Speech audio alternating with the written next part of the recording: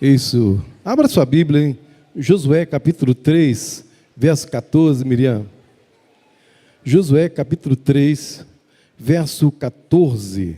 Ofereça a quem tem aí, dá uma olhadinha para a esquerda e para a direita, para ver se tem alguém que poderá compartilhar com ele a palavra do Senhor nesta hora. Josué capítulo 3, verso 14.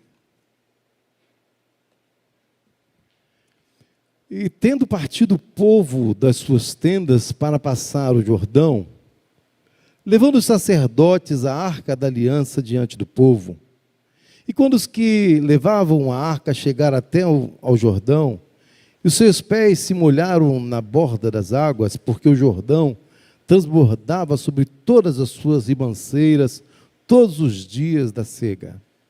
Pararam-se as águas que vinham de cima, levantaram-se num montão muito longe da cidade de Adã, que fica ao lado de Sartã, e as que desciam ao mar da Acabá, que é o mar salgado, foram de todo cortadas, e então passou o povo defronte de Jericó. Porém os sacerdotes que levavam a arca da aliança do Senhor pararam firmes no meio do Jordão, e todo Israel passou a pé enxuto, atravessando o Jordão. Senhor, muito obrigado pela tua palavra lida, e suplicamos-te, Deus, que ela continue falando ao nosso coração. Repreendemos toda a obra contrária à tua palavra, bendizendo-te, Pai, adorando-te, em nome de Jesus. Amém. Hoje eu quero falar sobre a travessia do Rio Jordão. Quando a gente dá uma olhadinha na Bíblia, nós vamos ver um registro sempre lá do passado, do que aconteceu lá atrás. Mas os acontecimentos lá de trás, eles são espelhos para a nossa jornada espiritual no tempo atual. Nós fomos chamados por Deus para sair do lugar de cativeiro, marchar para uma vida de propósito e também de promessa. E nós vamos aprender algumas lições importantes nessa travessia. E dentre elas, nós vamos voltar um pouquinho lá atrás do ponto de partida. A história começa num lugar de muita dor, num momento de muita opressão, da escravidão do Egito. O povo de Israel estava sob o jugo pesado, oprimido, forçado ao trabalho duro. E sempre que a gente vai lá para o Egito, a gente percebe que o Egito, então, ele acaba sendo símbolo de cativeiros, de cargas que aprisionam as pessoas. E eu fico a pensar que, como Israel, todos nós, em algum momento da nossa história, da nossa jornada, tivemos algum cativeiro. O pecado é um cativeiro.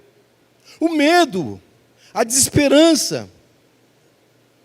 Mas a verdade, esse cativeiro é o ponto de onde Deus nos chama. É onde Deus nos convida. E aí a gente começa a entender, irmãos, que Deus em sua fidelidade ouviu o clamor do povo. Como que Deus ouviu o clamor do povo? Ele não apenas prometeu a libertação, mas também a posse de um futuro glorioso para aquele povo. Êxodo 6,6 diz assim: e eu vos tirarei debaixo das cargas do Egito, e vos levarei à terra que jurei dar a Abraão, a Isaque e a Jacó, e vos-la darei por herança, eu sou o Senhor. Deus sempre, Ele inicia com promessas. Ele promete a saída do cativeiro e ao mesmo tempo a entrada na herança. E esse texto me chamou a atenção porque hoje nós perdemos, eu diria, um grande homem de Deus nesta igreja, que foi o Sr. Geraldo. E é interessante que, conversando com a Naná, e o Sr. Geraldo já não falava muito, né? E a dona Naná, eu cheguei, tem aqui então, vou fazer 6 anos, e a dona Naná falava da promessa que Deus tinha para ela, que era uma casa nova. É uma casa nova. E ela falou, meu sonho é ter uma casa. E foi vários momentos. E de repente, Deus usou o Carlos Amaral nesse mesmo. Tinha lá uma ação lá, muitos anos atrás, ressuscitou essa ação. Ela então ganhou aí a sua indenização. E quem já foi lá viu a casa bonita que ela construiu. E eu, na minha conversa com ela, eu disse para ela que era muito mais do que uma casa bonita. Aquilo era promessa de Deus se realizando na vida dela e do Sr. Geraldo. Porque quem conhece a Dona Naná e o Sr. Geraldo sabe que Dona Naná é uma coluna de fé nessa igreja aqui, ao longo da sua história presente aqui. Isso me despertou muito. Pensar em promessas de Deus, pensar em como Ele cumpre as suas promessas, e pensar em como o povo lidou com essas promessas. E aí me chamou a atenção justamente essa ideia do povo lá atrás, que sai da escravidão, que recebe uma promessa, que recebe uma palavra, e esse povo começa então a viver essa transição, ou seja, a libertação que vai sendo marcada por um milagre, uma jornada que vai se revelando de uma forma muito especial, a forma que Deus traz o livramento para o povo que sai das garras do Egito, e como esse povo viveu os milagres na presença de Deus no passado, com curas, com livramentos, com as testemunhas, como Deus é poderoso para cumprir aquilo que Ele promete. Então, hoje à tarde foi um tempo de revisar essas promessas, então, com a Dona Naná. Porque o Sr. Geraldo também, apesar da debilidade, ele, antes de ser internado, ele teve a oportunidade de viver 2 dias na casa nova deles. E eu fiquei a pensar que há um custo muito grande quando a gente não obedece. A geração mais velha, ela, quando nos tratamos da questão do Egito, a geração mais velha, ela não provou das promessas de Deus. É interessante. A geração mais velha, o que aconteceu? Ela temeu os gigantes, duvidou da capacidade de Deus de cumprir sua promessa, mesmo depois do Mar Vermelho. O povo murmurou contra Moisés, contra Deus, repetidamente, insatisfeitos com a provisão e com a dificuldade da jornada. O povo murmurou, e há essa expressão de descrença. O povo reclamou. E aí, irmãos, essa geração que se rebelou contra Deus não desfrutou das promessas, como nós vamos verificar daqui a pouco que Josué, juntamente com os seus, tiveram oportunidade de desfrutar. E sabe por que essa geração que viu os milagres de Deus, participou das promessas de Deus, viu e desfrutou, sabe por que essa geração mais velha não desfrutou das promessas de Deus? Por causa da murmuração. Aliás, só um parênteses aqui, a murmuração e feitiçaria são primas, são parentes. A Bíblia diz assim, porque a rebelião é como o pecado de feitiçaria, e a obstinação é como iniquidade de idolatria. Então a pessoa que murmura muito, segundo a palavra aqui, ela está caminhando então para ser um feiticeiro. É duro, irmãos.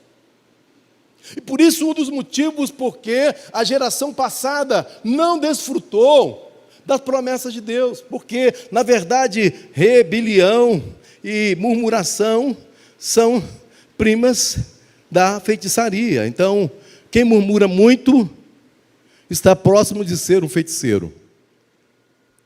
Porque a rebelião é como o pecado de feitiçaria. Olha, equilibra rebelião e feitiçaria. E a murmuração e a feitiçaria são primas. A murmuração e o medo diante dos gigantes custaram a entrada do povo na terra de Canaã. Interessante, irmãos, que essa foi uma separação. O povo viu, não, eles são gigantes, a gente não vai enfrentar esse povo não. Começaram a murmurar contra Deus, e eles não tiveram oportunidade de entrar na terra prometida. Por isso que a Bíblia diz assim: fazei tudo sem murmuração, sem contendas. 40 anos os filhos de Israel andaram no deserto simplesmente porque ficaram murmurando. Tem muita gente que está dando voltas na sua vida porque a murmuração está sempre com ele. O povo de Deus viveu esse processo, e eu fiquei pensando assim comigo: Senhor, me livra disso. Não deixa eu ficar andando em círculos por causa da minha murmuração. Não deixa, Senhor, eu murmurar. O milagre de ontem não é suficiente para a gente conquistar o amanhã. O povo, na verdade, irmãos, tinha um passado riquíssimo, frutífero, mas o passado deles, o milagre que eles viveram ontem não foi o suficiente para eles conquistarem o amanhã. O nosso passado frutífero não anula a necessidade de uma fé fresca, de uma obediência contínua no presente. Não adianta, lá no passado eu fui um herói na vida da igreja, no passado eu trabalhei muito para o reino de Deus. Que bênção, maravilha, você cresceu, você amadureceu, mas isso não é o suficiente para que você possa adentrar ao reino de Deus. A sua fé, a minha fé precisa ser uma fé fresca, de obediência contínua no presente. A promessa só é desfrutada por aqueles que perseveram na fé, não é por aqueles que tiveram fé no passado. Sabe, esse povo do qual o texto nós estamos falando, eles estão então saindo do deserto depois de 40 anos e começam agora a viver uma experiência muito forte. Eles precisavam atravessar o Jordão, porque só atravessando o Jordão eles iam desfrutar das promessas de Deus. Não adiantava só olhar para trás e falar: não, eu participei do Mar Vermelho que abriu, eu participei, eu vi as pragas. Não era o suficiente para que eles pudessem desfrutar das promessas de Deus. Eles queriam a bênção. O povo queria a bênção, mas haveria necessidade de enfrentar os custos dessa obediência. E aí, irmãos, a gente logo no primeiro capítulo, Josué, verso 1, diz assim: tão somente esforça-te, tem bom ânimo, para teres cuidado de fazer conforme toda a lei.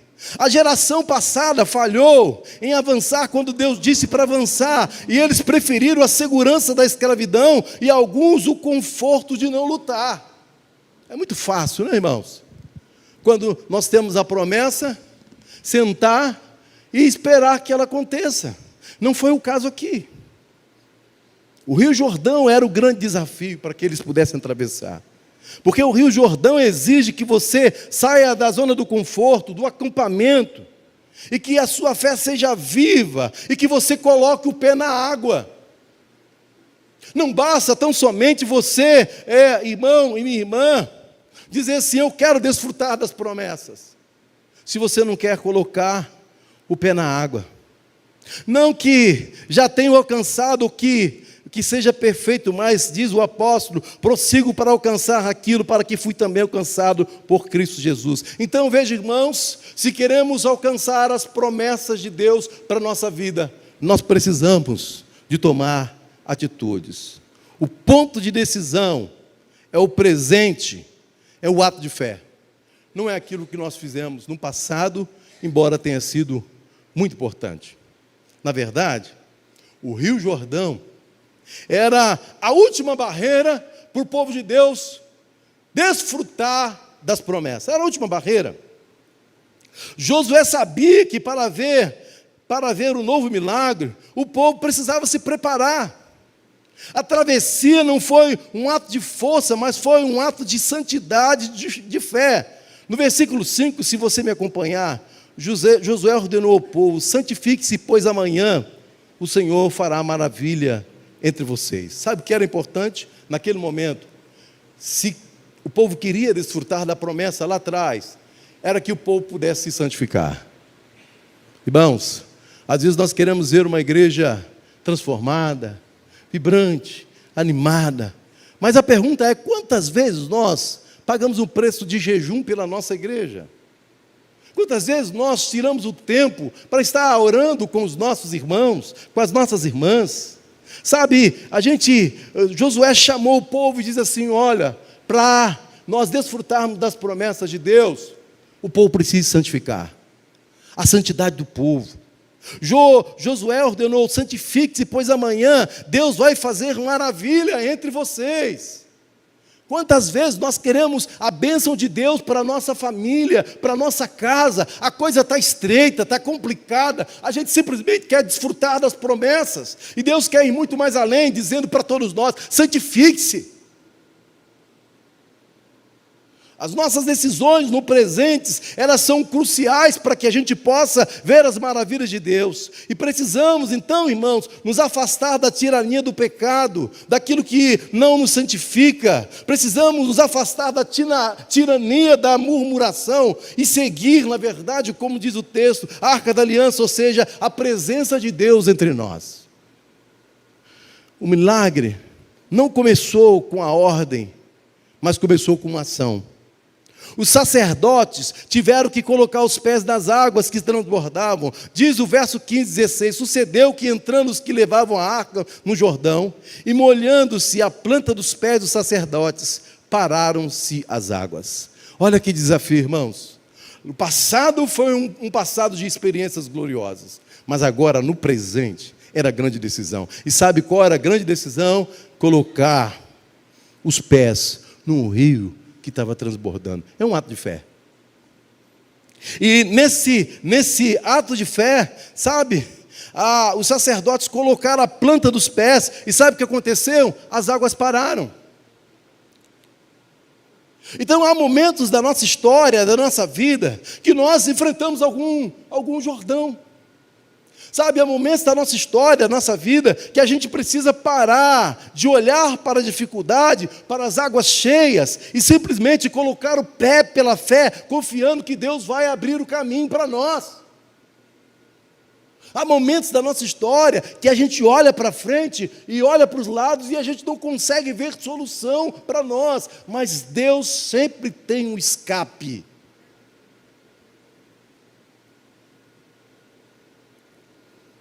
O ponto da conquista, feita por eles, a terra prometida estava depois do rio.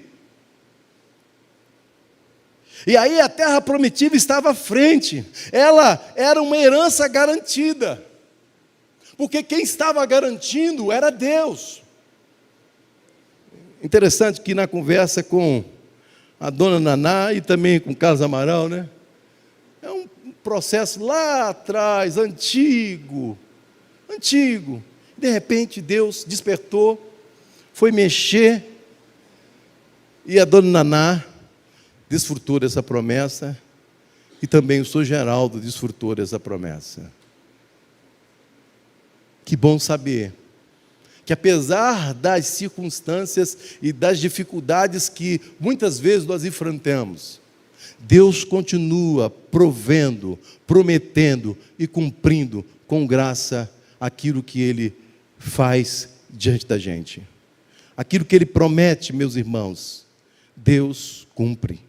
O verso Josué disse assim: Ele vos livrará de todos os vossos inimigos que vos rodeiam, e possuireis, e nela habitareis. Josué está lembrando, irmãos, do capítulo 1, verso 11, que apesar daquele rio, da dificuldade de atravessar o rio, e não só de atravessar o rio, da dificuldade de enfrentar as cidades fortificadas, que Deus iria cumprir o seu propósito. Deixa eu falar para você algo muito especial. Você pode estar vivendo situações difíceis, e era difícil mesmo. Como conquistar a cidade de Jericó? Muralhas fortes, E aí quando a gente percebe como que Deus, a estratégia que Deus usou para que as muralhas de Jericó pudessem cair, não foi a força humana, não foi a sabedoria humana, mas foi a ação divina, que com graça agiu e permitiu que o povo pudesse começar a conquistar e a desfrutar daquilo que Deus tinha para eles. Mas haveria, irmãos, de ter um esforço. Haveria, irmãos, de fazerem a parte deles, de agirem. Por isso Josué diz assim: tão somente esforça-te e tem muito bom ânimo, para teres o cuidado de fazer conforme toda a lei que meu servo Moisés te ordenou.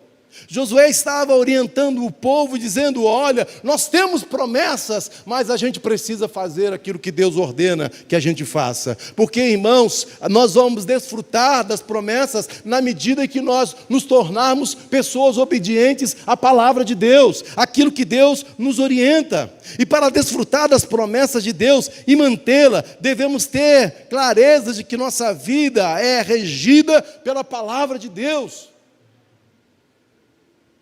O sucesso é a obediência, irmãos. Esse que é o sucesso para nós. O sucesso para nós não é a herança. A herança é justamente o resultado, porque o sucesso para o cristão é obedecer o Senhor.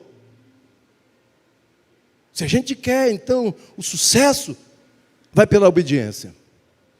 Porque a herança é simplesmente o resultado. Algumas considerações importantes. E ela é inseparável da fé nessa jornada de Israel. Vemos que o tempo se curva a fidelidade de Deus e a nossa resposta de fé. O passado, o presente, o futuro estão entrelaçados de forma inseparável. Não pensa que o seu passado está separado do seu presente e o seu presente separado do seu futuro. Quando a gente pensa de passado, o livramento do Egito e a travessia do Mar Vermelho foram um testemunho irrefutável do poder de Deus. Mas o passado e a nossa memória de salvação, ele nos dá base para a gente confiar em Deus. Mas é o presente, irmãos, que nos conduz a tomar decisões. É na travessia do Jordão, é colocar o pé com confiança, que nós vamos desfrutar daquilo que Deus tem de melhor para nós. É o presente que vai direcionar a nossa história. É o presente que vai nos conduzir, irmãos, a desfrutar das promessas de Deus. Sabe? O Jordão em cheia representa o momento atual, aonde eu estou. É onde o milagre está, na verdade, se revelando.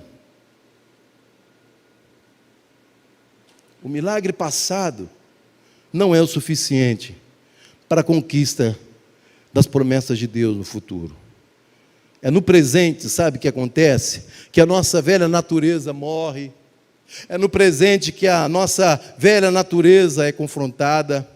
É no presente que a fé se torna ação, santificação, obediência. É no presente, irmãos, que começa a conquista do futuro. E a conquista do futuro depende da nossa atitude no momento.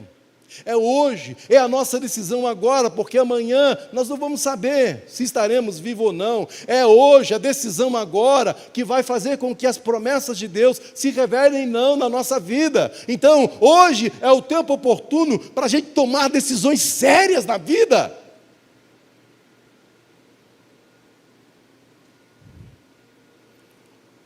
O futuro, a Canaã é a herança e o propósito. A terra prometida não é um destino, irmãos, automático. Simplesmente nós vamos desfrutar da terra prometida e nós proclamamos que vamos resolver e vamos conquistar. Não é isso. A terra prometida, irmãos, foi conquistada com luta, com muita obediência, com perseverança, com muita fé, com muito amor, com muito carinho, com muita labuta, sem murmuração.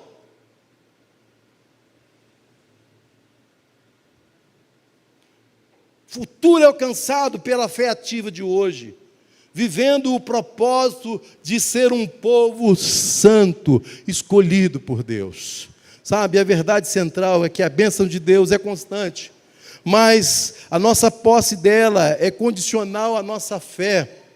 O fracasso de uma geração nunca anula a promessa, mas adia seu desfrute para a geração que decide acreditar e agir. Então, irmãos, eu diria nesta noite, quando a gente olha para a palavra de Deus, algumas gerações se frustraram, porque elas tinham uma promessa de Deus, e não desfrutaram da promessa, porque tomaram as atitudes erradas e equivocadas. E quando a gente olha então para a palavra de Deus, sabei pois que o Senhor vosso Deus é Deus, o Deus fiel que guarda a aliança e a misericórdia até 1000 gerações aos que amam e guardam os seus mandamentos. A palavra de Deus diz que ora a fé é a certeza das coisas que esperam e a convicção de fatos que não se veem. Eu caminho para a conclusão, nos desafiando, irmãos, a um chamado. E esse chamado, irmãos, é para aqueles que estão vivendo processos e têm na sua lembrança um passado fracassado. Quantas pessoas que de repente estão nos ouvindo e quando olham para trás e quando olham para o presente, estão dizendo assim: nossa, quantos fracassos eu estou vivendo em função de algumas escolhas do passado. Eu diria para você que está aqui hoje, que está vivendo essa experiência: rejeite o passado fracassado. Não deixe que a falta de fé da primeira geração, como foi, seja a sua história. Decida no presente.